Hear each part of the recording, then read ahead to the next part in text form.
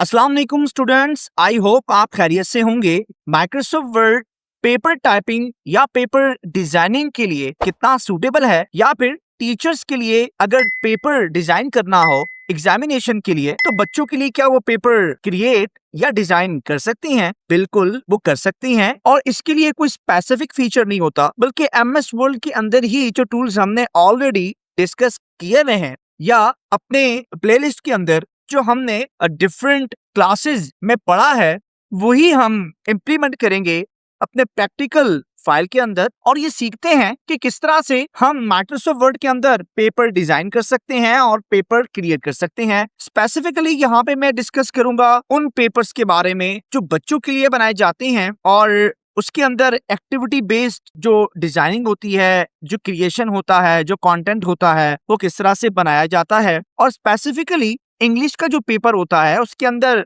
4 lines किस तरह से प्रिपेयर की जाती हैं, और क्या उन 4 लाइन्स के ऊपर हम खुद टाइप भी कर सकते हैं या नहीं, तो इस चीज को हम इस वीडियो में कवर करने वाले हैं। तो आइए चलते हैं एमएस वर्ड की फाइल के अंदर और देखते हैं कि ये चीज किस तरह से पॉसिबल है और किस तरह से हम इसको इम्प्लीमेंट कर सकते हैं। सो स्टूडेंट्स, अब हम यहाँ पे एमएस वर्ड की फाइल के अंदर आ चुकी हैं। मिसाल के तौर पे मैं यहाँ पे एक क्वेश्चन टाइप कर लेता हूँ, question number 1 colon write alphabets from A to Z। So ये एक क्वेश्चन मैंने क्रिएट किया है, और डेफिनेटली एक छोटे बच्चों के लिए मैंने क्रिएट किया है कि वो यहाँ पे A to Z alphabets right करें। तो अब जब वो अल्फाबेट राइट करेंगे तो वो कहाँ लिखेंगे, कहाँ राइट करेंगे? तो उसके लिए जाहिर सी बात है, मुझे ब्लैंक जगह तो नहीं छोड़नी, मुझे 4 लाइन्स की जो डिजाइन है वो क्रिएट करना पड़ेगा, या ऐसा पैटर्न लेकर आना पड़ेगा जिसपे 4 लाइन का जो पैटर्न होता है इंग्लिश कॉपीज या नोटबुक्स का बच्चों के लिए, वो मुझे यहाँ पे क्रिएट करना है। तो ये कैसे होगा?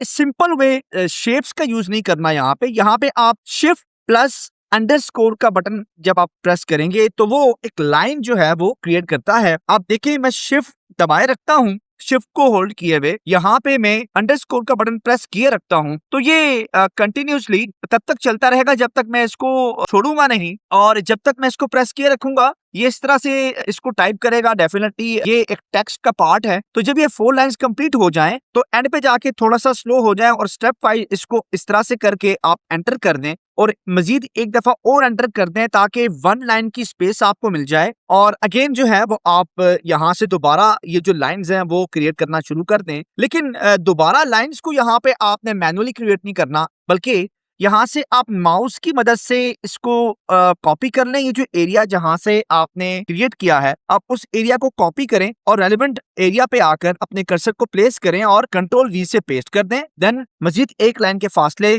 के बाद आप इसको मजीद जो है वो कंट्रोल वी से पेस्ट करते रहें। तो इस तरह से क्या होगा कि आप डिफरेंट जगहों पे इस तरह से 4 लाइंस का पैटर्न ड्रॉ कर सकते हैं, जो कि बच्चों की राइटिंग के लिए बहुत सूटेबल होता है। माइक्रोसॉफ्ट वर्ड के अंदर इतना तो बड़ा इंटरेस्टिंग है, पर यहाँ पे एक और क्वेश्चन आता है कि सर यहाँ पे हमने लाइंस के ऊपर टाइप करना है। देखिए, लाइंस के ऊपर आपने टाइप नहीं करना, आपने राइट नहीं करना, बल्कि बच्चों ने राइट करना है, नंबर 1। नंबर 2, अगर आपने इसके ऊपर राइट करना ही है, आपने इसके ऊपर लिखना है, तो इसके लिए आपने वर्ड आर्ट का फीचर यूज करना है, जो कि इंसर्ट टैब के अंदर आपको यहाँ पे टेक्स्ट वाले एक सेक्शन के अंदर अवेलेबल है। आप इसमें से कोई भी यहाँ से एक फॉन्ट उठा लें और इस तरह से वो क्रिएट करता है। मिसाल के तौर पे मैं यहाँ पे लिखता हूँ ए, या एक सेंटेंस लिख लेता हूँ, माई नेम इज रजा। सो यहाँ पे अब जब मैं इसको इसके ऊपर सेट करूंगा तो डेफिनेटली मैं इस पिक्चर को उठाऊंगा और अपने रेलेवेंट जगह पे इसको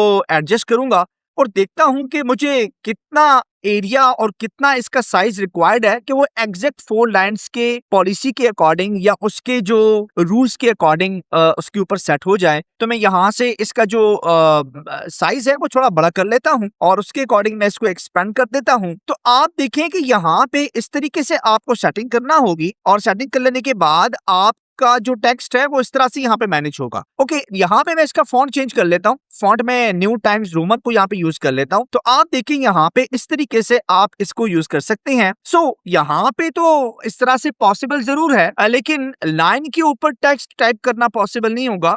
बट अगर आप में से यही क्वेश्चन बार बार कोई रिपीट करेगा कि सर इन लाइन्स के ऊपर अगर हम टाइप करें तो कैसे कर सकते हैं, तो यहाँ पे मेरी सजेशन है कि आप इन लाइन्स के ऊपर तो टाइप करेंगे ही नहीं, क्योंकि आपने जब क्वेश्चन बनाना है, जब क्वेश्चन क्रिएट करना है, तो ये जो 4 लाइन्स का एरिया है, ये जो पैटर्न है, ये स्टूडेंट्स के लिए आपने रिक्वायर्ड कर रखा है। सो इसको आप इग्नोर करें और इस चीज को आप यूज ना करें, और ये जो पैटर्न है 4 लाइन्स का, ये आप स्टूडेंट्स के लिए रिक्वायर्ड रखें। ये तो एक सिंपल सिनेरियो है कि हम बच्चों के लिए अल्फाबेट्स राइट करने के लिए जब भी हम 4 लाइन्स का पैटर्न ड्रॉ करते हैं तो वो कैसे करते हैं, और अगर हमें 4 लाइन्स के पैटर्न पे कहीं पे टाइप करना हो तो वो कैसे टाइप कर सकते हैं। एमएस वर्ड के अंदर इस हद तक तो हमने ये सीख लिया। नाउ एक और हम सिनेरियो उठा लेते हैं। मैं यहाँ पे एंड पे आ जाता हूँ और अपने कर्सर को यहाँ पे ले आता हूँ, और सेकंड पेज के ऊपर एक और एग्जांपल हम देखने की कोशिश करते हैं कि क्या हमें पेपर के अंदर मजीद क्या देखने को मिलता है। मिसाल के तौर पे 2 डिफरेंट क्वेश्चंस को मैं एक ही क्वेश्चन में लेकर आ रहा हूँ, जस्ट यहाँ पे आपको समझाने के लिए कैसे पॉसिबल है। मिसाल के तौर पे यहाँ पे मैं लिख लेता हूँ ए, या एक स्पेस दे देता हूँ। अच्छा, स्पेस यहाँ पे मैं नहीं दे रहा, बल्कि यहाँ मैं टैब का यूज करूंगा, और टैब का यूज करने से आप बिल्कुल इक्वली जंप करते हैं, आपका कर्सर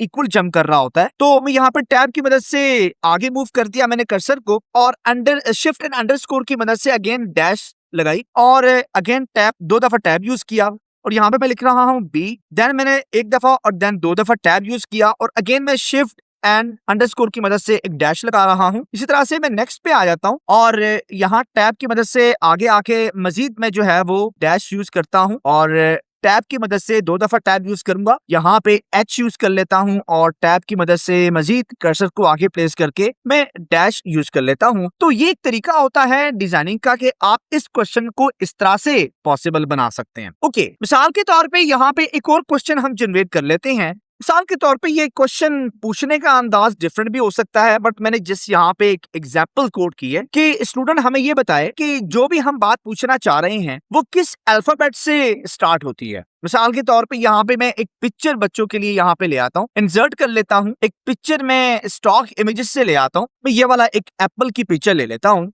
यहाँ आइकन में आके, और इसको इंसर्ट कर देता हूँ। अब देखिए यहाँ पे एप्पल इंसर्ट हो गया, ठीक है। मैं इसको मूव कर रहा हूँ, नहीं हो रहा, आप जाके इसकी पोजीशन कहीं भी सेट कर दें। ये मैंने इसकी पोजीशन सेट कर दी है। अब उठा के यहाँ पे इसको कहीं भी फ्रीली मूव कर सकते हैं।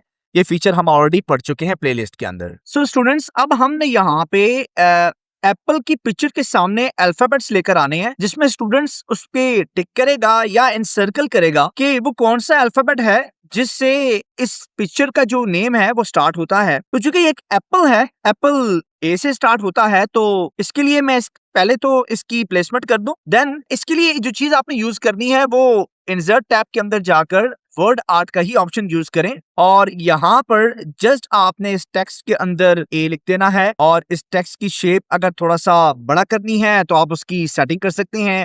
शेप फॉर्मेट के अंदर शेप की आउटलाइन को ब्लैक कर दें, और इसका जो वेटेज है वो थोड़ा सा बेहतर कर दें। और अगर आप चाहते हैं कि ये शेप जो है ये चेंज करके मैंने सर्कल में लानी है तो इस तरह सर्कल कर दें। और इसी तरीके से इस ए का जो साइज है वो बड़ा करना है, वो आप यहाँ से इसको बड़े अच्छे तरीके से कर सकते हैं। तो मैंने यहाँ पे इसको इस तरह से क्रिएट किया। आप मजीद इसके ऊपर थोड़ी सी वर्किंग करके इसको मजीद बेहतर बना सकते हैं। अब आप इसी शेप को कंट्रोल दबाए रखें और अपने माउस की मदद से इधर ले आए। इसको भी इसी तरह से यूज करें और इसको भी इसी तरह से यूज करें। तो आपने इस तरह से 4 ऑप्शंस दिए। हर ऑप्शन के अंदर या हर सर्कल के अंदर आप जस्ट अल्फाबेट को चेंज कर दें। तो इस तरह से क्या होगा कि ये एक ऑप्शंस जो है वो बच्चे के लिए या स्टूडेंट के लिए तैयार हैं, जिसमें वो या तो इसको सर्कल भी करे तो उसकी मर्जी, इसको कलर करे या फिर इस पर टिक कर दे। तो इस तरह से वो बच्चा इसको अच्छे से चूज करके बता सकता है और अपना आंसर दे सकता है।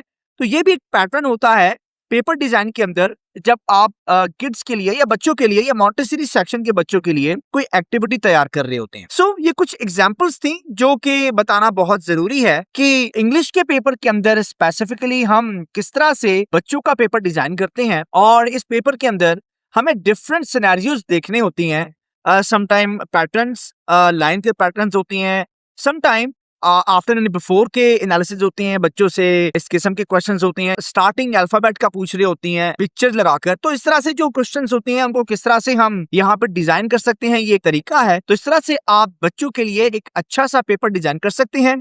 यहाँ पे मैं क्वेश्चंस को अच्छा सा एक फॉर्मेट दे देता हूँ, साइज बड़ा कर लेता हूँ। आप इसको साइज बड़ा करके इसका बोल्ड कर दें, राइट। इसी तरीके से आप अगर इसी साइज और फॉर्मेटिंग को यूज करना चाहते हैं तो आप यहाँ से फॉर्मेट प्रिंटर को यूज करके अगले जिस क्वेश्चन के ऊपर आप इसको सेलेक्ट कर देंगे तो वो क्वेश्चन का फॉर्मेट और साइज उसको बना देगा। तो ये एक शॉर्टकट्स भी हैं और ये ऑलरेडी हम प्लेलिस्ट के अंदर डिस्कस भी कर चुके हैं। बाय द वे, इस पैटर्न को बनाने का कोई स्पेसिफिक तरीका नहीं होता, बल्कि आप इसको यूज करके बड़े आसानी से जो ऑलरेडी बिल्ट इन फंक्शंस होती हैं एमएस वर्ड के अंदर, उन्हीं का इस्तेमाल करके आप बड़ी आसानी से इसको यूटिलाइज कर सकते हैं। टीचर्स के लिए स्पेसिफिकली ये जरूरी है कि वो एमएस वर्ड के अंदर इस चीज को सीखें कि हाउ टू क्रिएट, डिजाइन और type a paper for the students, चाहे वो मॉन्टेसरी सेक्शन के स्टूडेंट्स हैं, चाहे वो किसी प्राइमरी, एलिमेंट्री या फिर हायर या सेकेंडरी लेवल के स्टूडेंट्स हों। पेपर बनाने का तरीका सेम होता है एमएस वर्ड के अंदर, वही फीचर्स यूज होते हैं जो नॉर्मली हम सीखते हैं और इनके अंदर अवेलेबल है। वीडियो अच्छी लगी है लाइक, शेयर, सब्सक्राइब कीजिएगा। नेक्स्ट वीडियो तक के लिए इजाजत है। अल्लाह हाफिज। पाकिस्तान जिंदाबाद।